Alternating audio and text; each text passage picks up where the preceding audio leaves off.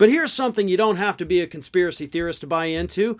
The fact that now Joe Manchin, who famously received the pen, that President Biden used to sign the Inflation Reduction Act a year ago this week, Joe Manchin has now come out firmly against the climate provisions of the Inflation Reduction Act that just a year ago he actually voted for. And Biden, foolishly I might add, gave him the pen. Here's what Joe Manchin said this week. If implemented as designed, the IRA, Inflation Reduction Act, will ensure that all Americans have more reliable and more affordable power for years to come.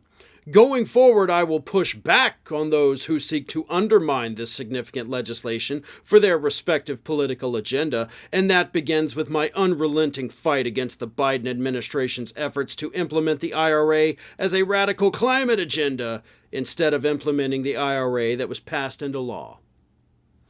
He's pissed that his pipeline is not being constructed right now. That's what Joe Manchin is mad about. He's mad that at a time where climate change is smacking us in the face every single day, he's mad that his precious fossil fuel pipeline's not being built.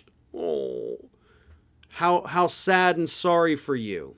He's also mad about the fact that the latest polls have shown him getting his butt kicked by his Republican opponent in the upcoming Senate race next year, Jim Justice. Jim Justice, according to the latest polls, is beating Manchin by 22 percentage points.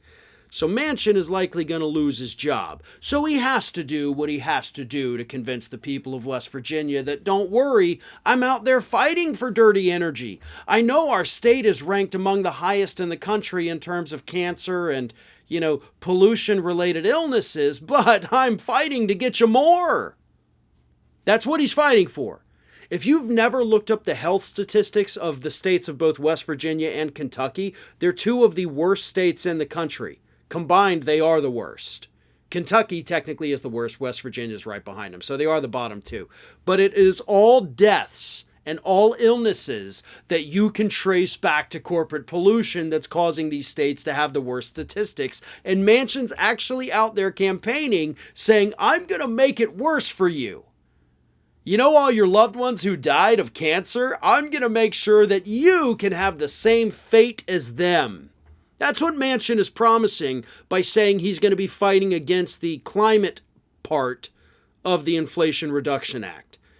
And for the record, the Inflation Reduction Act is not some kind of radical left Bernie Sanders-inspired agenda. We're not out there building windmills and solar farms and tearing down the coal-burning power plants. We should be. I 100% think we should be. But we're not. We're just investing a little bit more in renewable energy, which again is always a good start, but it's not the end of the line. But to hear Joe Manchin tell it, apparently the hippies have taken over and there's no more fossil fuels to go around. For the health of this planet, I wish that were true, but it's not. I know you need it to win your election, Joe, and I know you're toying around with the idea of running as an independent for president, but let me tell you something.